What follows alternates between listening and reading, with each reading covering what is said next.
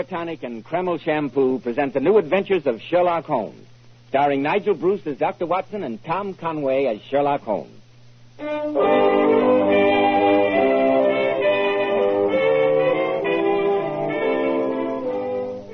Well, once again, it's Monday night and time for the pleasantest of all doctor's appointments, our weekly visit with that splendid host and incomparable storyteller, Dr. Watson.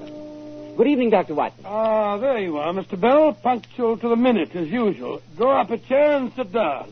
Thank you. That's it. All ready for tonight's new Sherlock Holmes adventure, Dr. Watson? Yes, my boy. I was just going over my notes on the case before you arrived. It was an adventure that started off on a note of gaiety and ended in one of the most bizarre tragedies that we ever encountered. I call it Murder in the Locked Room. This I've got to hear. But first, men, the good old summertime is here again. And after a day spent at the ballpark, on the golf links, or just loafing under the sun, does your hair look as stiff as straw, dry, matted, and tangled? Then don't make the mistake of plastering your hair down with greasy, sticky goo. Instead, put Kreml Hair Tonic on the job. Kreml is that famous modern hair tonic, such a wonderful, natural-looking hairdressing. Kreml has just enough light oils to keep dry, stringy hair neatly groomed throughout the hottest, most humid summer day. Yet Kreml never leaves the hair looking or feeling greasy.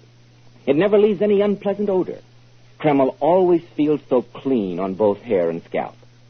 Kreml is able to give you all these advantages because it contains a special combination of hair grooming ingredients which is found in no other hair tonic. So, men, make Kreml a daily must this summer for that handsome, clean-cut look from morn till night. Kreml, Kreml Hair Tonic. Now, Dr. Watson, how about the new Sherlock Holmes story, Murder in the Locked Room? Well, Mr. Bell, that adventure took place many, many years ago. It began on a gray and murky afternoon in Baker Street.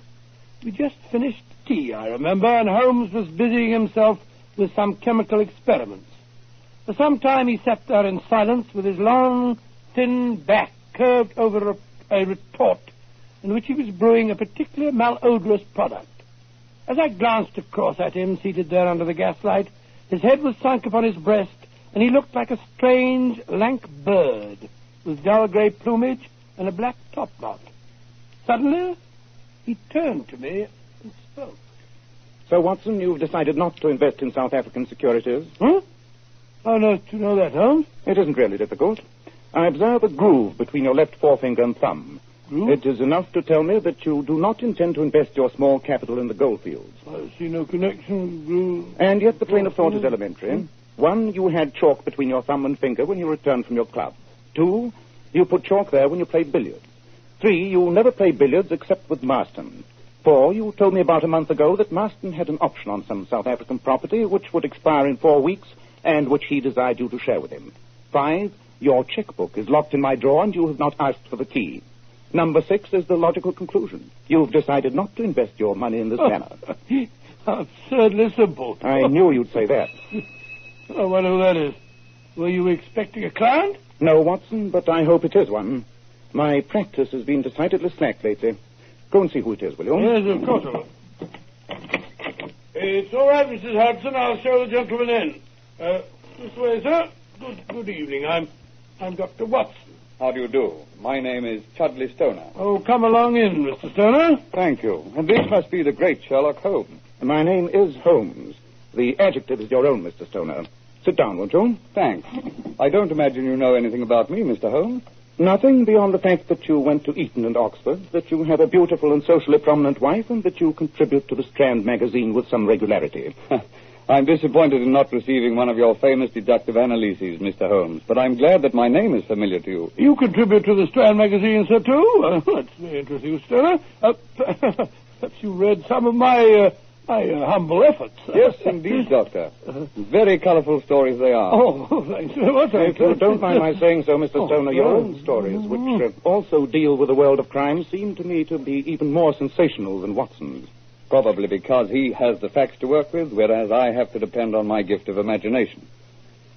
But the reason I've come to you tonight, Mr. Holmes, has nothing to do with imagination.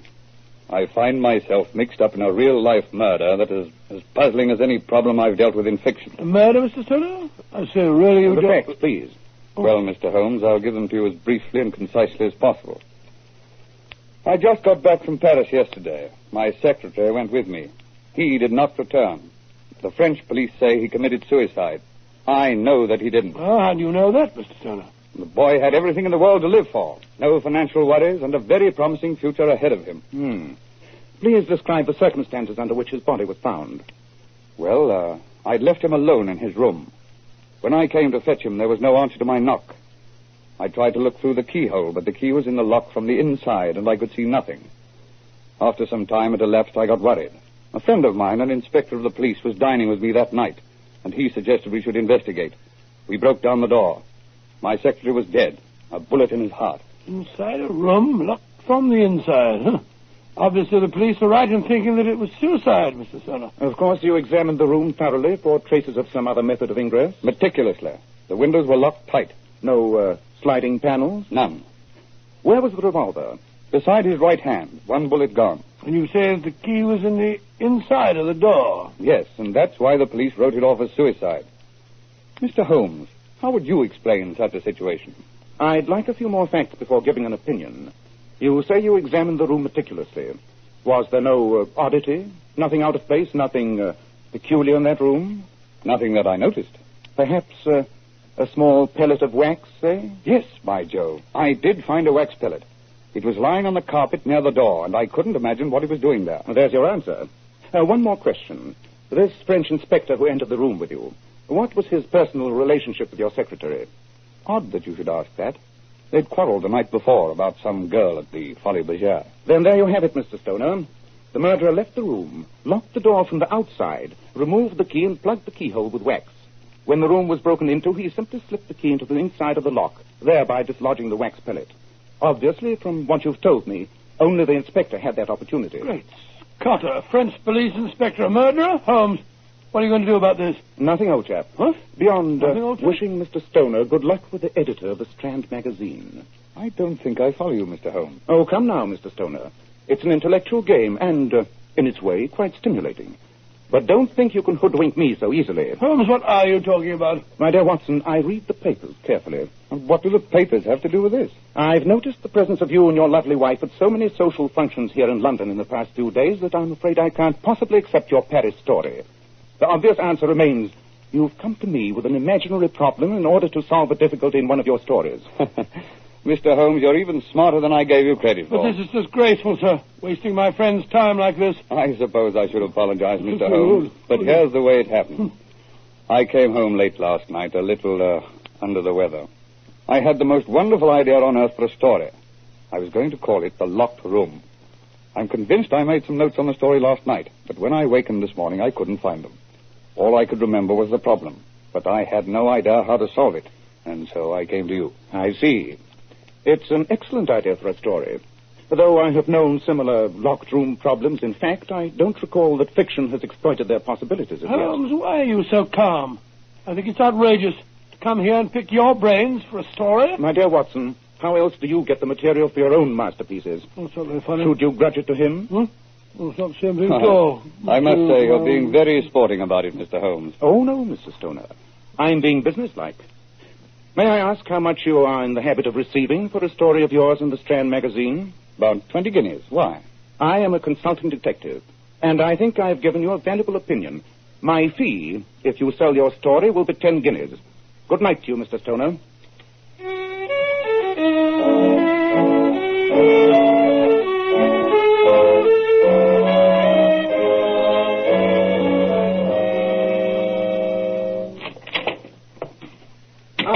There you are, Monsieur Stoner. A remarkable deduction, Andre. Yes, here I am. I've spent all afternoon searching for those notes on the story. I could not find any trace of them. And yet I could swear I did some work when I came in last night. You are sure I didn't give you some dictation? Oh, quite sure, Monsieur Stoner. If you will pardon my saying so, you were a little... Yes, go on, Andre, say it. The secretary has some rights. I was drunk. That's what you mean, isn't it? Oh, I meant no offense. It'd be rather a relief if you did. You're always so infernally polite. Where's my wife? She's in the library with your brother-in-law, Monsieur Seal. Very well. I'll need you after dinner, Andre. I'm going to work on the story tonight. Yes, Monsieur Stoner. Hello, Chad. I was beginning to worry about you not being back for dinner. I stopped at the club. Good evening, Chad. Hello, Henry, and how is our master of the violin this evening? Chad, don't make fun of my brother like that. Yes, Chad, go easy. I can't learn the violin in 2 easy lessons, you know. Violet accompanied me on the piano just now. She says I'm improving. I don't doubt that you're improving. You couldn't become worse. Chad, you're intolerable. Henry's our guest. An unwanted guest as far as I'm concerned. He's been here 2 months. Why doesn't he try and get himself a job instead of mooning around here all day scraping away at his fiddle? That's the last time you've insulted me, Chad.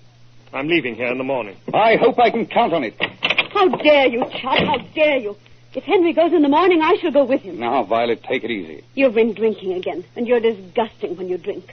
You made an absolute fool of yourself in front of Andre last night. You're very protective about him. Are you sure those calf eyes he keeps making at you are entirely unreciprocated? I hate you, Chad. I'm not waiting until the morning. I'm leaving tonight. Now, wait a minute, Violet. I'm sorry. I don't know what makes me do it. I get a few drinks and I just feel that I've got to hurt you. Well, you certainly succeed. I used to think it was the so-called artistic temperament that made you this way. Now I realize it's drink. I'm sorry, Violet, but it's not been too easy for me. Having Henry around all day gets pretty trying, particularly when I'm attempting to work. But he's planning to move soon anyway. Surely you can tolerate it a little longer. For our sake, Chad. Can't you? Of course I can, Violet. I'm sorry, dear. I'll try and be a little less boorish, and I'll watch the drinking. That sounds more like the man I married. And I'll help, too. I'll try and keep Henry out of your way as much as possible, dear. We can make a go of it, Violet. I know we can. Well, I'm going into the study. I want to jot down some notes on the new story while they're still fresh in my mind. All right, dear. Dinner will be in about half an hour. I'll call you. Fine.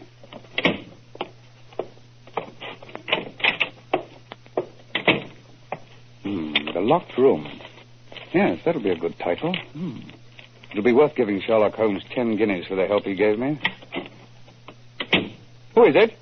Is that you?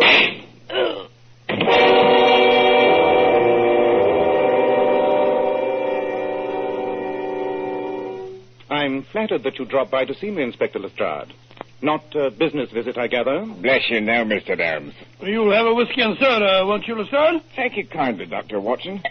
Not too much soda, if you don't mind. The London criminal is becoming a dull dog these days, Lestrade. My own practice has been remarkably slow in the past few weeks. Same thing with us at Scotland Yard, Mr. Holmes. But, of course, we don't grumble at that. Now, take me. I've had an easy day today. Just come from investigating a suicide in Church Street, Kensington. Indeed, another poor devil who couldn't stand the pace of our modern living, I suppose. I suppose so, Doctor. But you'd have thought this bloke had everything he wanted. He was quite a successful writer, they tell me. A writer?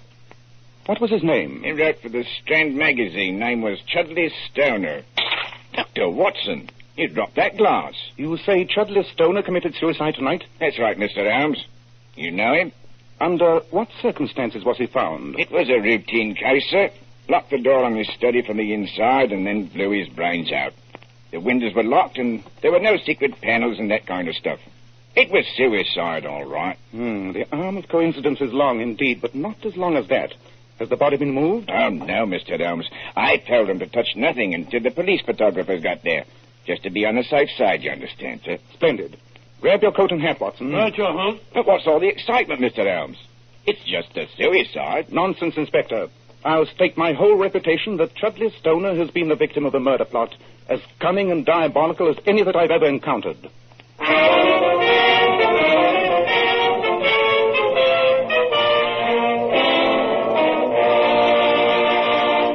In just a moment, we'll find out if Sherlock Holmes is correct in deducing that this is murder. Are you one of the many men who find it difficult to keep your hair neatly groomed in summer? Does the burning sun bake and scorch your hair, making it look messy and not the least attractive? Then try Kreml Hair Tonic. Just notice the amazing change in the appearance of your hair. You see, Kreml does lots more than just keep your hair looking handsome. This highly specialized hair tonic gives you your money's worth. It contains a unique combination of hair grooming ingredients which is found in no other hair tonic. Kreml is simply great to lubricate a dry scalp. And if the sun dries your hair so that it breaks off and falls, Kreml helps condition the hair in that it leaves it feeling so much softer, more pliable when you comb it. At the same time, Kreml removes itchy, loose dandruff and leaves the scalp feeling so cool, refreshed, and alive. Be smart, men. Buy a bottle of Kreml at any drug counter. Ask for an application at your barber shop. Use Kreml daily for better groomed hair, a more hygienic scalp. Kreml, Kreml Hair Tonic. Well, Dr. Watson, this is really one for the book. A mystery writer comes to Sherlock Holmes with a fictitious murder plot. Holmes solves it for him, then the man goes away and gets murdered in exactly the way he described. Precisely, Mr. Bell. As provocative a problem as ever we encountered. I bet you hurried off to the dead man's house at once, didn't you? As fast as a hansom cab could take us there. As soon as we arrived, we cross-examined the 3 members of the household.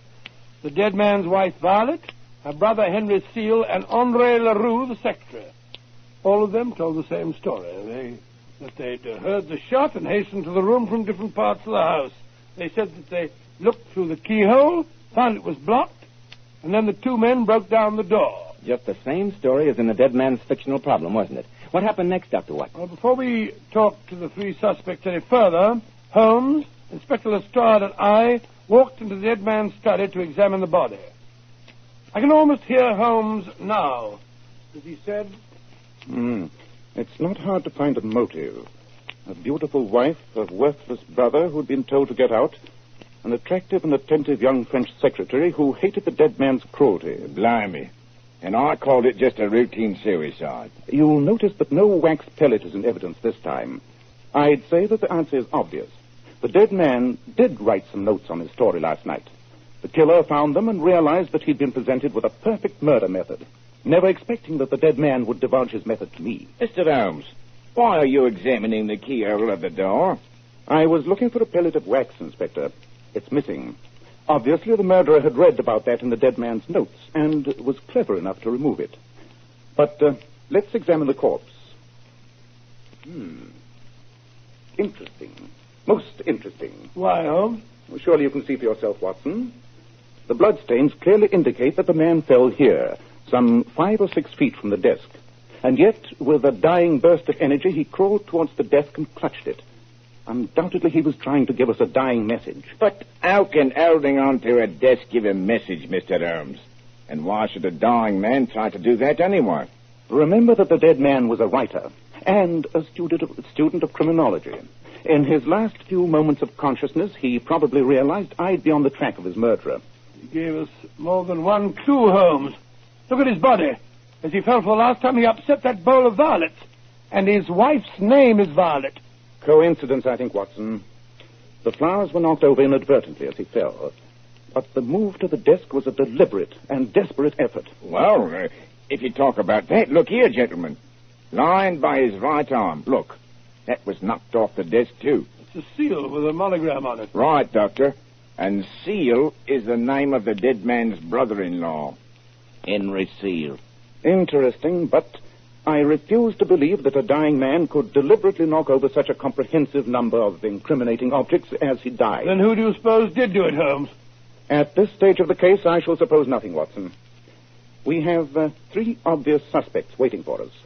Let's question them.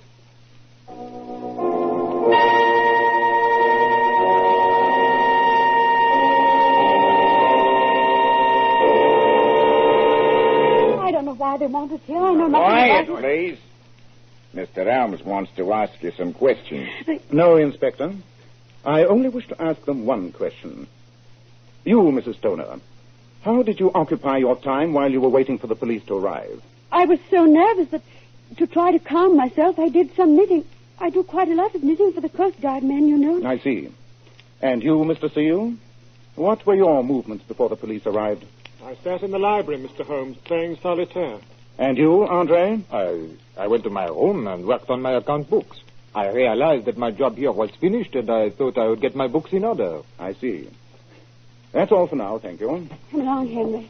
Lestrade, Yes, Mr. Holmes. I'd like you to get me those 3 objects spoken of. The knitting, the cards, and the account books. Right you are, Mr. Holmes. I don't see that you found out much there, Holmes. Don't you, Watson? I'd have thought my line of reasoning was obvious. What are you doing? Kneading at that keyhole. You said that this time the pellet of wax had been removed. True, Watson. But even though the pellet's been removed, I'm quite sure there'll be traces of wax inside the keyhole. And there are. Splendid. I shall remove this lock and take it back to Baker Street. The murderer undoubtedly still had some traces of wax on his fingers. A closer examination of the fragments of wax inside this keyhole and an equally close examination of the knitting, the cards, and the account books should be able to give us the solution to this case.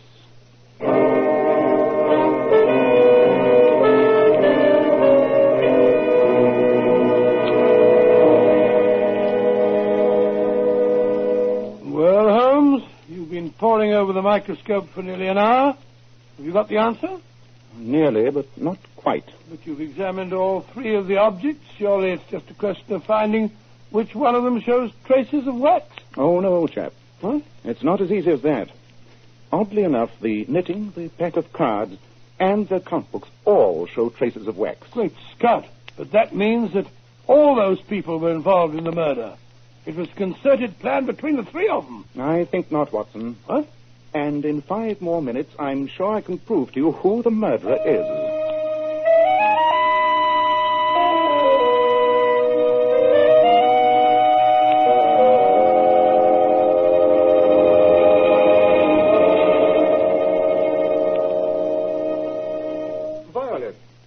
Violet, why are you sitting alone here in the library? Oh, hello, Andre.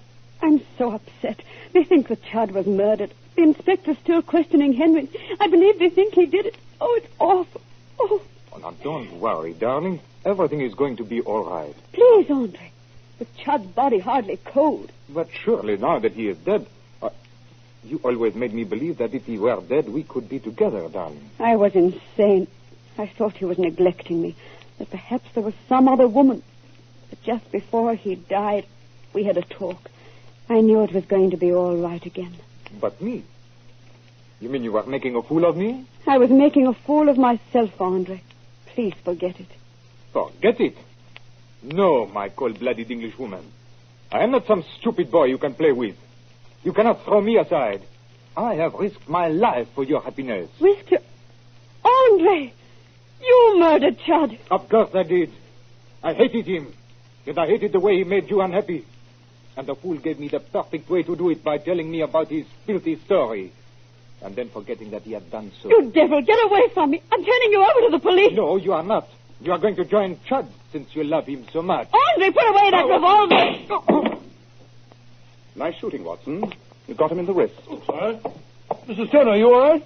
Yes, but thank heaven you were both behind those curtains. I'm sorry that we had to wait until the last minute to disclose our presence. But it's just as well to have witnesses to a murder confession. What do you have to say for yourself, Monsieur Leroux? Nothing. Send for your policeman and have me taken to prison. With pleasure. Watson, ask Inspector Lestrade to step in here, will you? Tell him we have a customer for him. A customer for the gallows.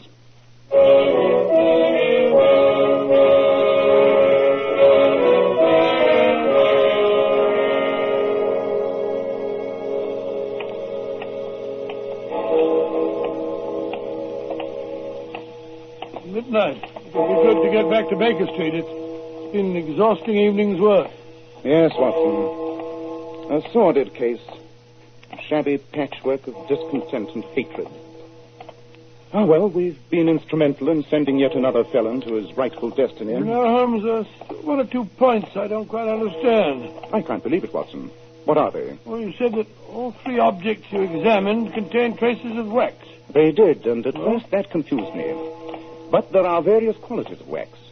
For instance, Mrs. Stoner was knitting with a certain waxed wool that is used specifically in knitting for seafaring men.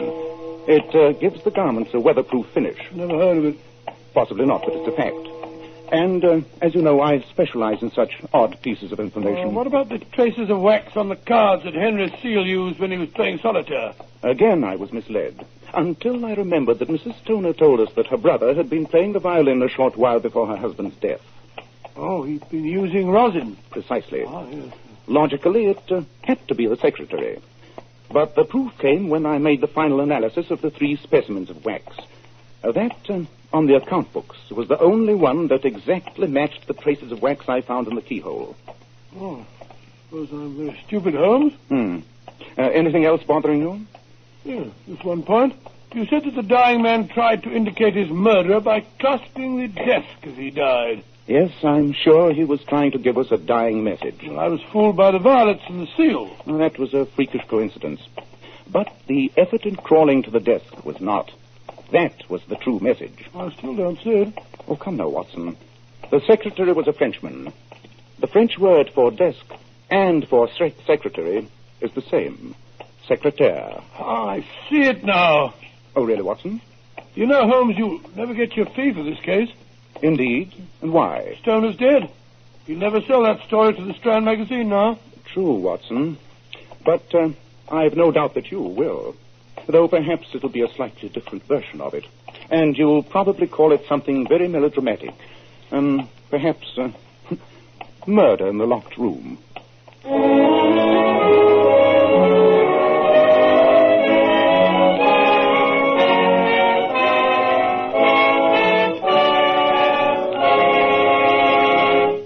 Ladies, when you want to look your radiant best, you naturally want your hair to appear just as beautiful and lustrous as it can be. So here's a tip from some of the world's most divinely beautiful girls, Powers models. Girls who are famous for their enchantingly lovely silken sheen hair. We glamour bathe our hair with Kreml shampoo. And I want to state right here and now that no other shampoo leaves the hair more sparkling clean. Really, girls, you'll be amazed how Kreml shampoo reveals all your hair's natural gleaming luster. It leaves hair shimmering with brilliant highlights that last for days. Kreml shampoo is not a cream shampoo, not a soapless shampoo, not a harsh soap, not a drying detergent. It's entirely different. After a Kreml shampoo, the hair fairly radiates natural glossy highlights. And Kreml shampoo never dries or breaks the hair. In fact, it even has a built-in oil base which helps keep the hair from becoming dry or brittle. How right you are, Mr. Bell. Kreml shampoo leaves the hair so much softer, silkier, with a lovely satin smoothness. The hair holds a wave better, too. So, ladies, buy a bottle of Kreml shampoo at any drug counter. See how easy it is to have naturally lustrous hair, a vision of shining beauty. Kreml, Kreml shampoo. Now, Dr. Watson, what about next week? Well, I never think next week. Next week, I think I shall tell you how Holmes and I returned to Baker Street one afternoon to find our rooms occupied by a beautiful young woman on the verge of hysteria. Well, that sounds promising. And who was the beautiful young woman? No, Mr. Bell. Mr. Bell, I've told you before about this. You'll have to wait till next week to find that out. I will say, however, that her story was horrifying enough to make our hair stand on end. I call this adventure Death in the North Sea.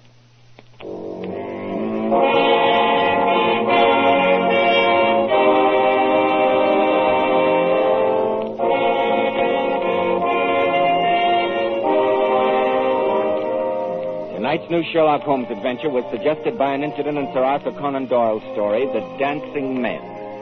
Nigel Bruce appeared by permission of Universal Pictures. Tom Conway through the courtesy of Eagle Lion Pictures. The Sherlock Holmes series is produced by Tom McKnight with original music composed and conducted by Alex Steinert. This is Joseph Bell speaking for Kreml Hair Tonic and Kreml Shampoo and inviting you to be with us next week at this same time when Dr. Watson will tell us about Death in the North Sea.